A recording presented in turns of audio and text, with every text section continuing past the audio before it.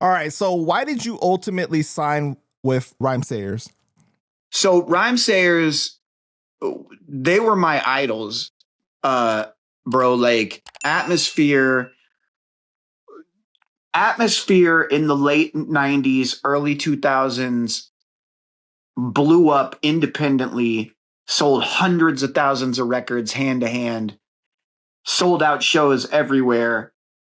And they were rapping about relationships. They sounded like people that went through the same experiences that I went through. They weren't rapping about street politics. They weren't rapping about guns and selling drugs and all the things that everybody felt like was a standard prerequisite to being a rapper. And Atmosphere blew up rapping about heartbreak and abstract concepts and the things that they would talk about. And they were from Minnesota, which was in the Midwest.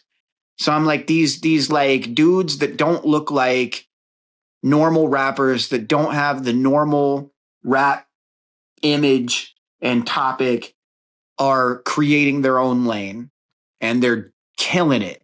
Like I went to some of their shows, there'd be fucking 1,000 people there. They're blowing up.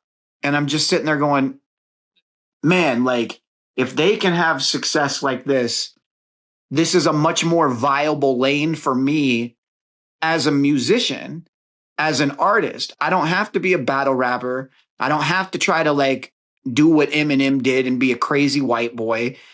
I don't have to try to be like some of the rappers that I grew up on that are from, you know, the projects or whatever. I can actually rap relevant stories and talk about the things that I care about. And Atmosphere is showing that. And I really like idolized Rhymesayers in a business sense. And I was like, I want to figure out how I can do something like that too. And I just developed a relationship with them, opening shows for Atmosphere, for Brother Ali, going on tour with them. And then I kind of got in good with Sadiq. Sadiq is the guy that owns Rhymesayers, or he's the president of Rhymesayers. And I got in with him and he was just like, let's do a deal, man. Let's do an album together. And it was like the best opportunity that I had at that point. It was like, this will put me in front of a huge audience every night. If I can open for Atmosphere on tour, which I did several times, and I can put out an album with Rhymesayers, and I could be represented by an independent rap label from the Midwest, there isn't a better situation for me at all. Like, this is as good as it could possibly get. So I signed with them and put out an album, and it was like most things, a fruitful experience, and also an experience that had a lot of mistakes and lessons and stuff like that happened. At this point, you had turned down like some major labels like Sony already, right? Not yet. That was after. So Rhymesayers was like 05, 04, 05, 06, 07. And I think I left the label in 08. So I would say like there was 3 or 4 years spent with the label, touring with them, releasing an album with them. And then the Sony thing didn't come until 2009, 2010 is when that offer happened. So Sony saw some of the YouTube videos that I did in the early days that had gotten some like moderate viral success, and tried to give me this like ridiculously bad deal. Like it was like 3 albums, $250,000 advance, maybe 5 albums, whatever. It was 5 albums, $250,000 advance. And it was just a bad deal. I didn't take it. So I've heard you say, because, you know, the album that you released was 1111, right? And right. This is because of the angel numbers. Is that right? No, it was just I'm not into that type. So it was just I just thought it was a cool album title. It's a time.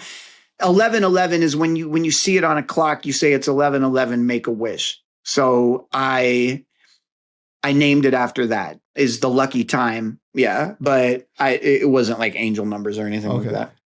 So I've heard you say some of your favorite work or best work was from the original that you had to bootleg. What did you mean by that? I made a completely different album that I worked really hard on for nearly 2 years, and Rhymesayers wasn't seeing the vision. They just didn't. They didn't. That's not the type of album that they signed me to make. And I, at one point, got kind of frustrated because I made an album and I kept refining it and making it better, and it just wasn't coming out. They weren't releasing it. And I don't know if they saw eye to eye with it or whatever their reasons were, their reasons. So I made a completely different album and called it 11:11. And it was, in hindsight, dumb. I should have named it something different. I should have done several things different with that record. But the original 11:11, the album that I actually made under the working title 11:11, was a completely different body of work. And it had a lot of really well crafted lyrical pieces on there and things that I thought were really good representations of what I wanted to be as an artist at that time. That's not what ended up coming out. What ended up coming out was an album I made in like 2 or 3 months. And that's the one that they ended up releasing. And I just think they liked the aesthetic better, the beats better. But it's confusing because it ended up being 2 different albums, even though they have kind of the same title, even though it's 2 completely different albums. So do you regret, like, I mean, before we go there, can you talk about what exactly was going on behind the scenes that you felt was a mistake? I think that the mistake was I was just young. I was still in my mid 20s, and I didn't have a full understanding of my voice yet, or of what I wanted to be. And there's just things, there's up until, I would say, 2011. Anything I made before 2011, I probably would look at now as a big mistake that I wish that I could erase or fix. A lot of things that were just I was so undeveloped as a rap artist at that point. Anything past 2011, I would stand on now. But there was like a good 10 years of learning how to record and learning how to make albums, that a lot of like material that I just don't think should have seen the light of day ended up coming out. There are good songs on 11:11, and there are songs, like some of my bigger songs with my hardcore fans are on that record, and I'm proud of them. But it's just, there's certain things with the execution. The album cover is this really weird picture of me, and the person that made it was their idea, and I wasn't assertive enough to kind of push back and be like, I don't like this cover. I kind of was just going with what they wanted to do. And I was just in my mid 20s. I didn't know how to navigate something like that yet. You know what I mean? You know, even within independent labels, right, there's still different tiers of like independentness or like kind of like the structure of it, right? Like some feel a little bit more corporate, some feel more raw and rugged, like you, right? Yeah. How would you describe Rhymesayers? Rhymesayers they're very good and run they're very organized, but also very much an independent label. And that was the nice thing about them, is they functioned like an independent label. They they function like an independent label. They're very organized and on top of their shit, and they also treat all of their artists like they're a part of a an organic kind of family, which is there's other independent labels that seem a little more corporate, that structure their deals more like major labels structure their deals. And so I liked Rhymesayers. I still like Rhymesayers. Like I like the way that I respect them a lot. They taught me a lot. They're really important in terms of indie rap and underground rap. They're very much an important institution, and I think that they're the quintessential indie rap label for sure. What made you ultimately leave? Things move really slow uh, on Rhymesayers. Moved. They were moving really slow, and I didn't want to wait. I felt like so I signed with them in '04. I didn't have a record come out until '07. So I was on the label for 3 years. I made an entire album that I was very proud of that didn't come out, and then made an album in a much shorter amount of time that was much less polished, that I had less of an intense creative experience making, that ended up being the album that came out on Rhymesayers. And I wish that that would have gone differently. I wish that the album that I made would have seen the light of day and would have had the promotion behind it, because I think that it would have done very well. But they wanted something that maybe felt more like this could break away and go mainstream from an indie standpoint. They wanted something more marketable and that sounded like it could like blow up.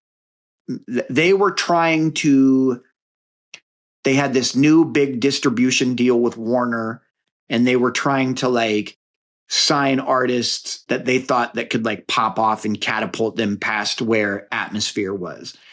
And I wanted to make music that was for Atmosphere fans and Sage Francis fans and Idea and Abilities fans. That's who I wanted to appeal to. I was very comfortable in that space. I didn't want to be bigger than that. I wanted to just like, dude, there's Atmosphere puts 5,000 people in a fucking venue in Los Angeles. Like if I could even have a quarter of that, I could make a living off that for the rest of my life. Like I don't need to go do ludicrous numbers, at the time. That's like who was popping then. So I remember just being like, I don't know, like I guess I'm not seeing eye to eye. So I signed with them, made a whole album. I signed with them in '04, made a whole album. It finally came out in '07, and then I started the process of recording a new album. And I was just like, bro, like I don't want to wait. I don't want to wait for this.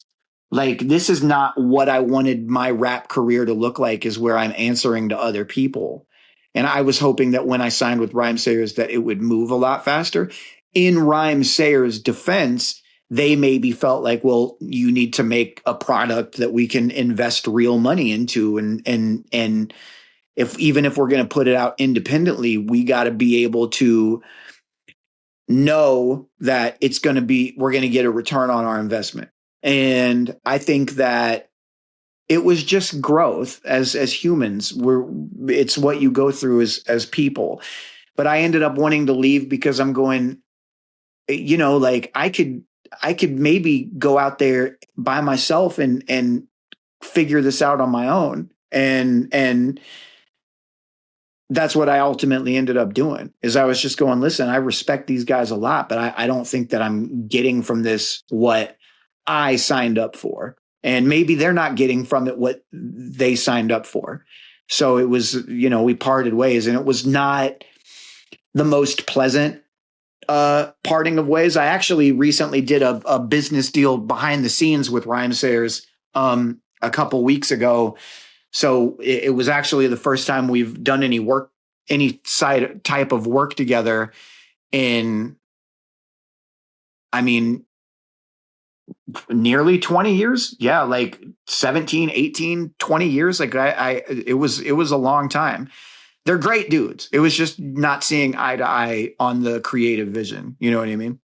Can you talk about what that new deal is or that new work No, is? no, it's just some shit behind the scenes. It's not a like a record deal. It's Got you. we did a little side thing together behind the scenes. So then you started Black Clover Records right after when you left?